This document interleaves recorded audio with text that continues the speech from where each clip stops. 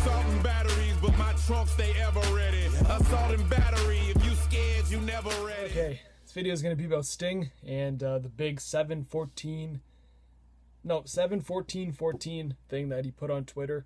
And honestly, I don't even follow Sting on Twitter, and I saw Luke Cage, he retweeted Sting's face, looking all, hey guys, I'm looking all mysterious and all this. To be honest, when I opened the picture, all I saw were all my thumbprints on like my phone on the screen.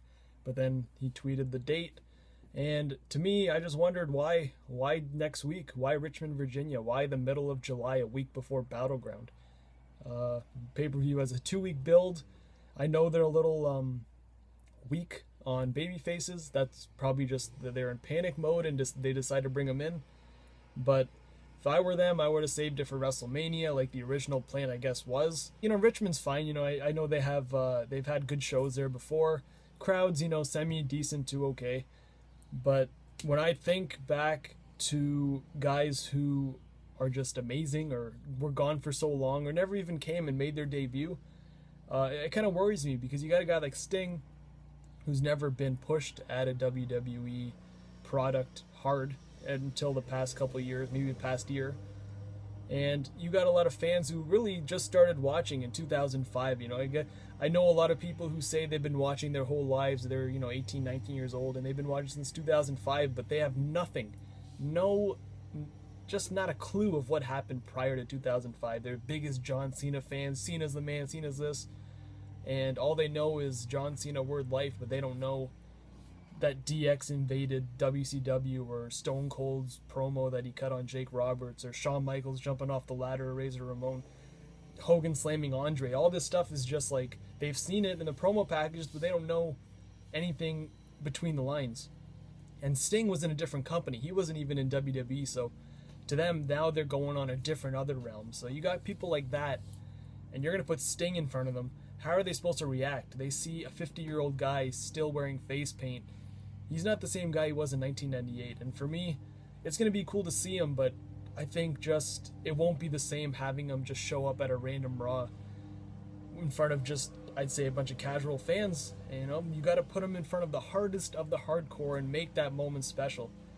And, you know, it can, maybe I'm wrong. You know, I know Batista, when he returned, it was in Cleveland, and the pop was okay. I was expecting a lot better, but it's the same thing. You know, Batista, I think, is the name is very familiar with that crowd, and they still didn't care.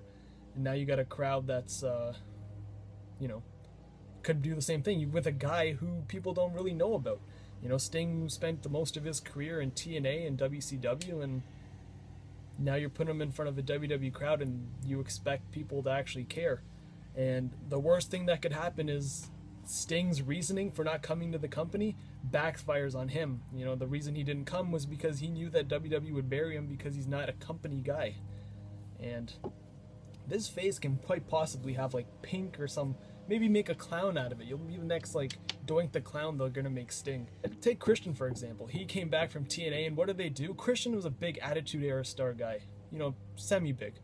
He came back on ECW and interrupted Jack Swagger in like an ECW promo package, and the only thing he got was Todd Grisham or Matt Striker going, "It's Christian," and just a perfect opportunity to put a guy over on his return, but they didn't do anything. Christian's never really been anything since. You know, he was a lot better in TNA. He was a lot, you know, he's more of a bigger star. What is he doing now? He's doing the Superstar panel, and he's injured half the time. So Sting coming back, I'm sure it's going to be great for those who actually know and actually care, but for those people who don't know and don't care, it's just like, who's this guy that with short hair, old, wearing a t-shirt with white face paint? It won't be good. It won't be pretty. Call me a Debbie Downer, but that's just the truth. So see what happens. Maybe I'm wrong. Maybe I'll probably be right, but see you guys in the next video.